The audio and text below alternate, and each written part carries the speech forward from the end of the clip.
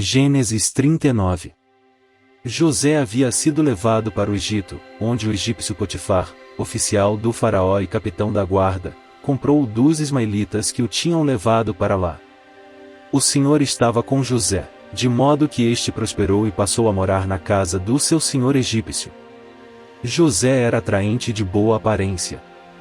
Quando este percebeu que o Senhor estava com ele e que o fazia prosperar em tudo o que realizava, agradou-se de José e tornou-o administrador de seus bens. Potifar deixou a seu cuidado a sua casa e lhe confiou tudo o que possuía. Desde que o deixou cuidando de sua casa e de todos os seus bens, o Senhor abençoou a casa do egípcio por causa de José. A bênção do Senhor estava sobre tudo o que Potifar possuía, tanto em casa como no campo. Assim, deixou ele aos cuidados de José tudo o que tinha, e não se preocupava com coisa alguma, exceto com sua própria comida. E, depois de certo tempo, a mulher do seu senhor começou a cobiçá-lo e o convidou.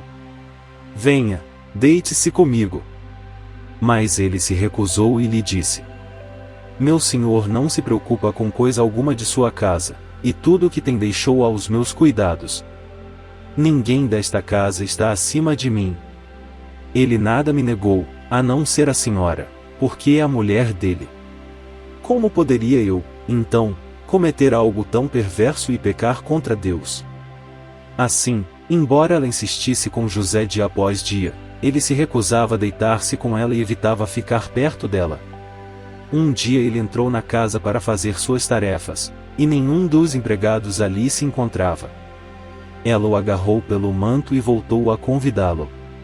Vamos, deite-se comigo. Mas ele fugiu da casa, deixando o manto na mão dela.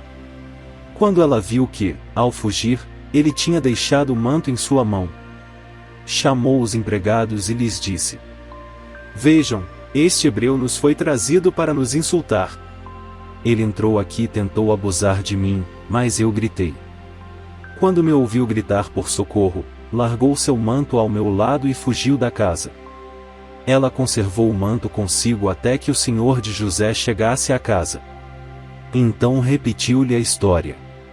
Aquele escravo hebreu que você nos trouxe aproximou-se de mim para me insultar. Mas, quando gritei por socorro, ele largou seu manto ao meu lado e fugiu. Quando seu senhor ouviu o que a sua mulher lhe disse, foi assim que o seu escravo me tratou, ficou indignado. Mandou buscar José e lançou-o na prisão em que eram postos os prisioneiros do rei. José ficou na prisão.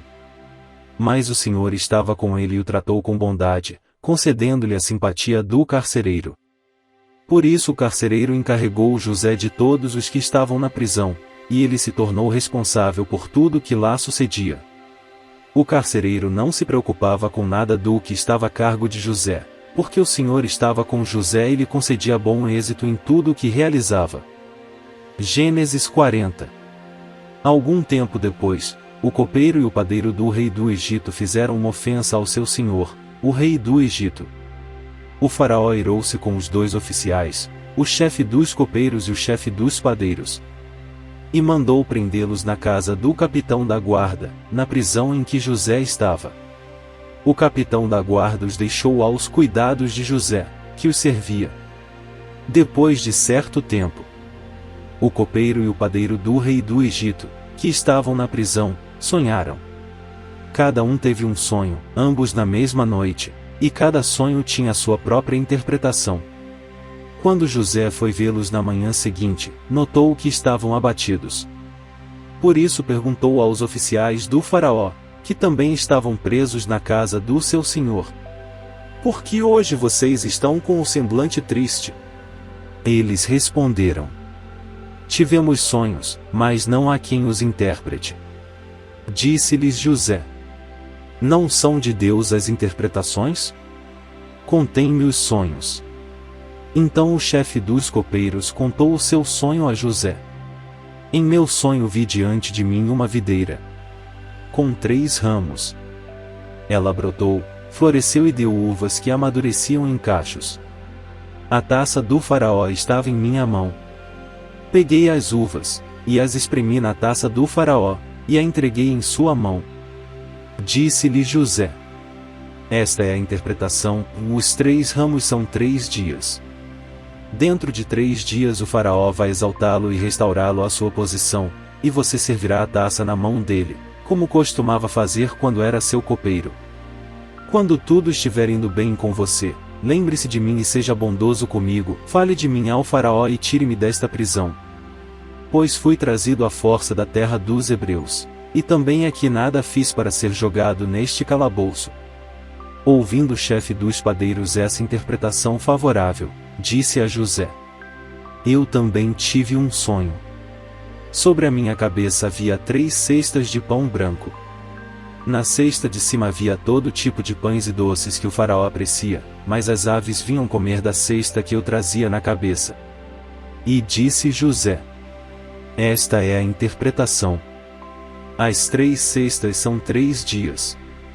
Dentro de 3 dias o faraó vai decapitá-lo e pendurá-lo numa árvore. E as aves comerão a sua carne. 3 dias depois era o aniversário do faraó, e ele ofereceu um banquete a todos os seus conselheiros. Na presença deles reapresentou o chefe dos copeiros e o chefe dos padeiros. Restaurou à sua posição o chefe dos copeiros, de modo que ele voltou a ser aquele que servia a taça do faraó. Mas ao chefe dos padeiros mandou enforcar, como José lhes dissera em sua interpretação.